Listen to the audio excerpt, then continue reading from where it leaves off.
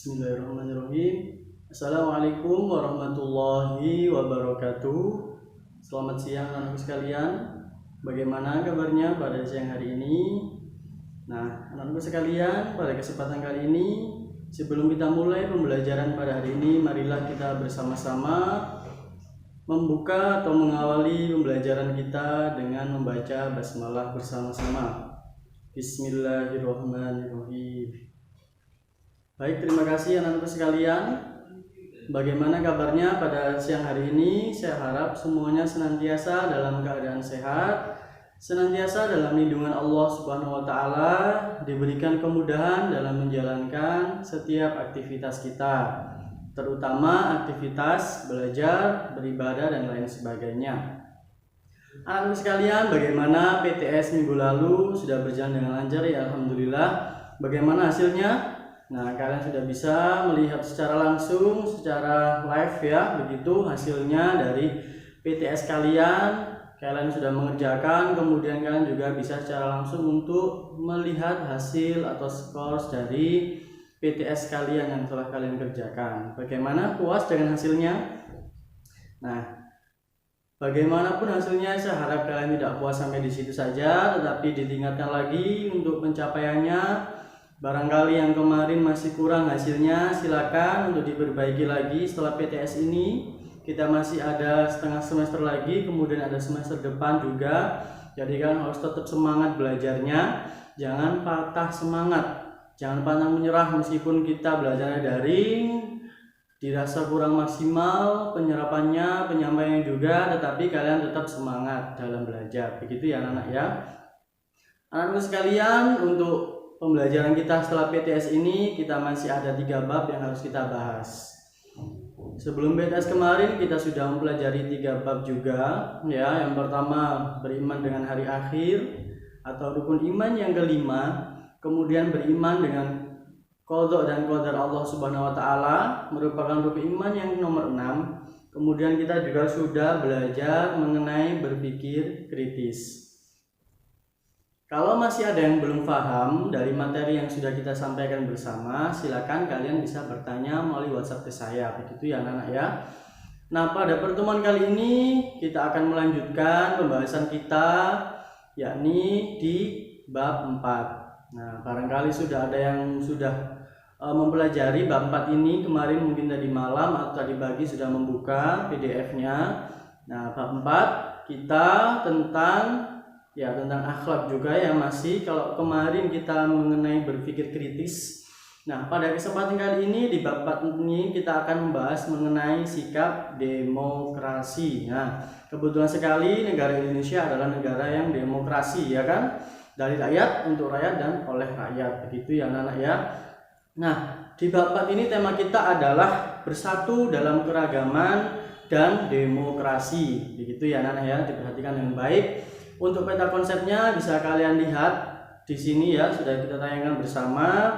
Demokrasi, kemudian menghafal Al-Quran surah Ali Imran surat ketiga ayat 159, kemudian membaca Al-Quran surah Ali Imran surah ketiga ayat 159 dan hadis tentang demokrasi, kemudian sikap dan perilaku demokrasi dan nilai-nilai demokratis, menganalisis Al-Quran surah Al-Imran surah ketiga ayat 159 dan hadis tentang demokrasi. Nah, itu anak-anak peta konsep yang harus kita pelajari bersama di bab 4 ini, yaitu bersatu dalam keragaman dan demokrasi ya kan, di bab 4 ini. Langsung saja kita beralih ke pembahasan, yakni mengenai arti dari demokrasi. Nah, di sini berkenaan dengan demokrasi, kita mempelajari Al-Quran surah Ali Imran surat ketiga ayat 159.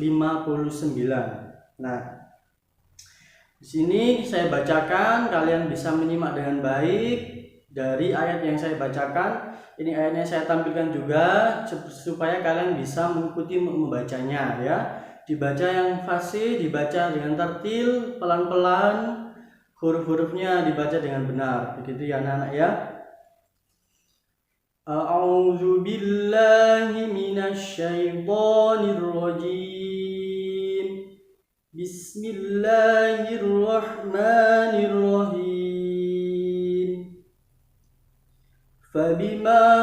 rahmatin minallahi linta lahum walau kunta faddan ghalidhal qalbi lanfaddu min hawlik fa'fu anhum wastaghfir lahum wa syawirhum fil amr فَإِذَا عَزَمْتَ فَتَوَكَّلْ عَلَى اللَّهِ إِنَّ اللَّهَ يُحِبُّ الْمُتَوَكِّلِينَ.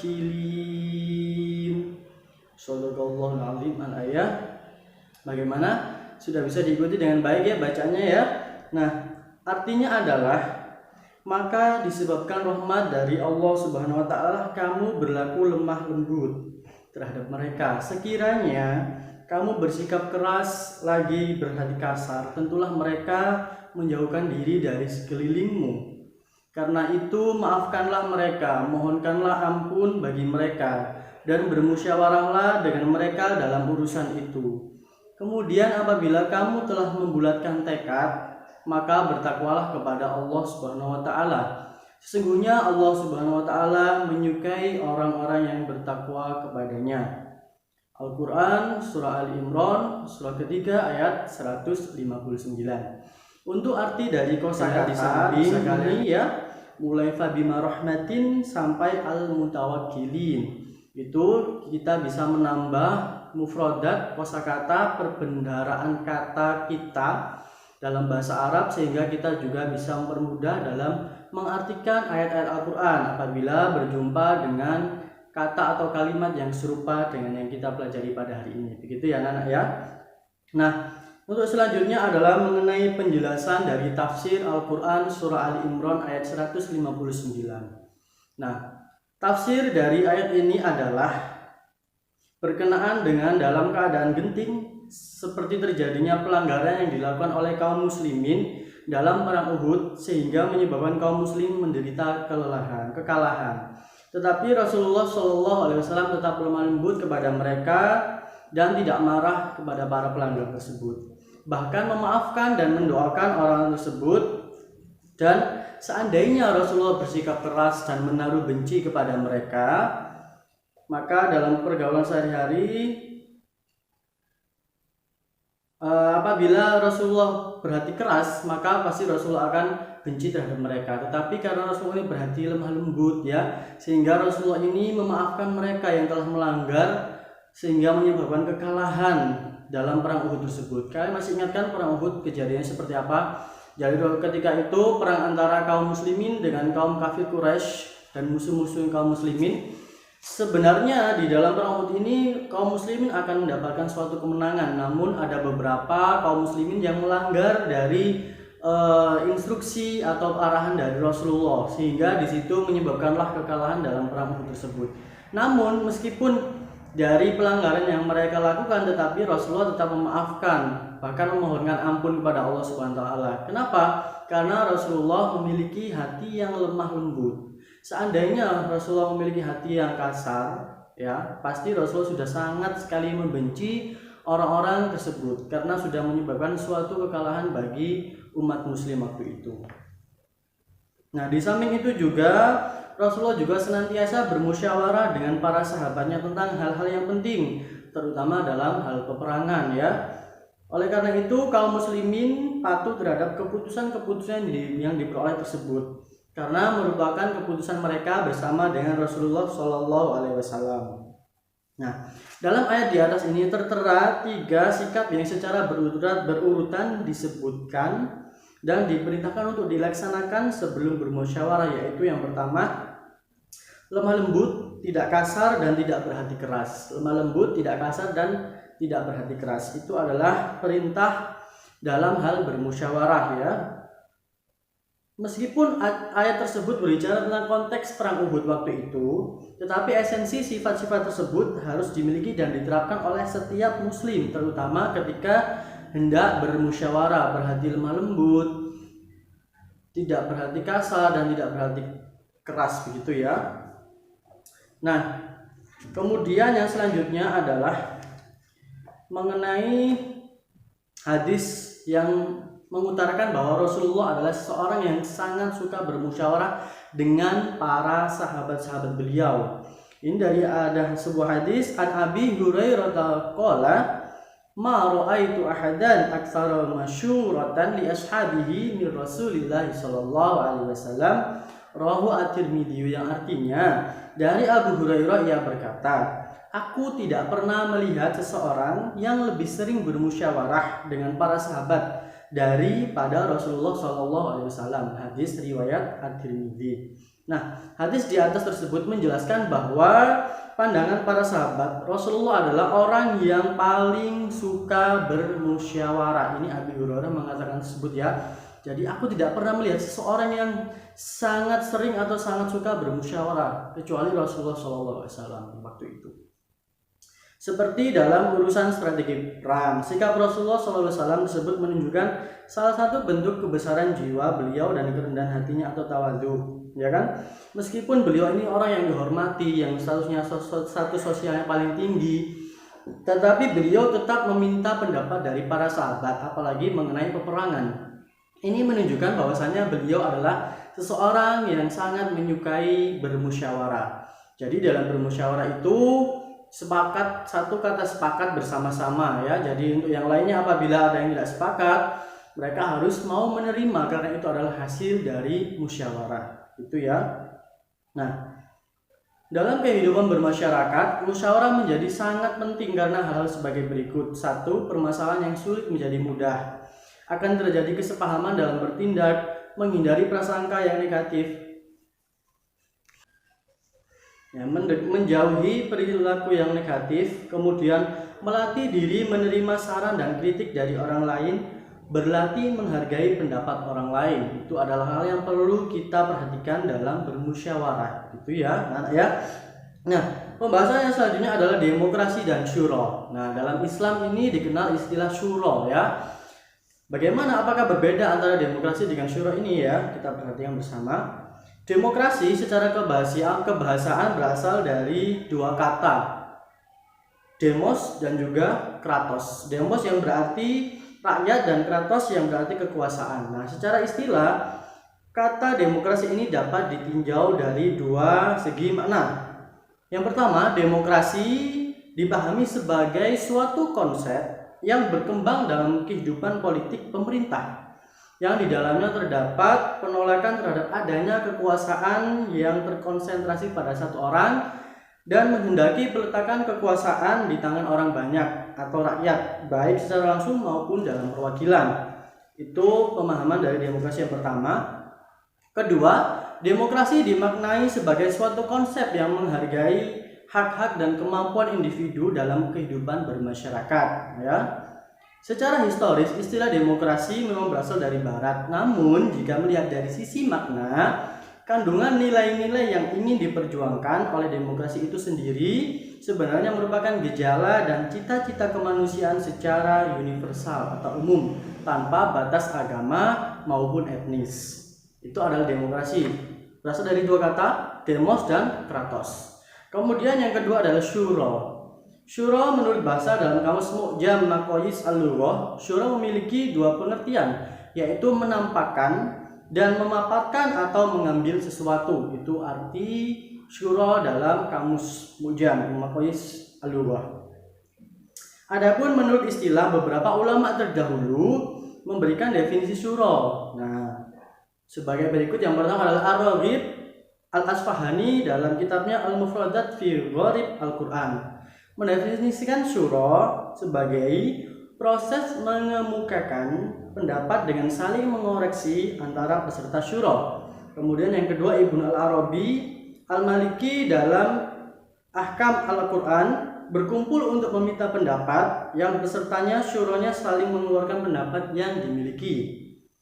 Kemudian menurut pakar fikih kontemporer dalam Asyura fi Dhilli Nizami Al-Hukum Al-Islami, proses menelusuri pendapat para ahli dalam suatu permasalahan untuk mencapai solusi yang mendekati kebenaran.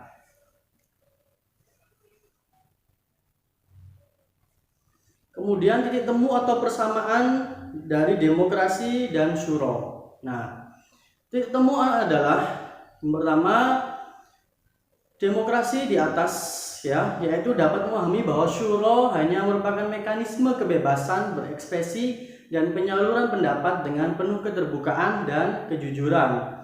Kemudian demokrasi menyoal nilai-nilai egaliter, penghormatan terhadap potensi individu, penolakan terhadap kekuasaan tirani, dan memberi kesempatan kepada semua pihak untuk berpartisipasi dalam mengurus pemerintahan.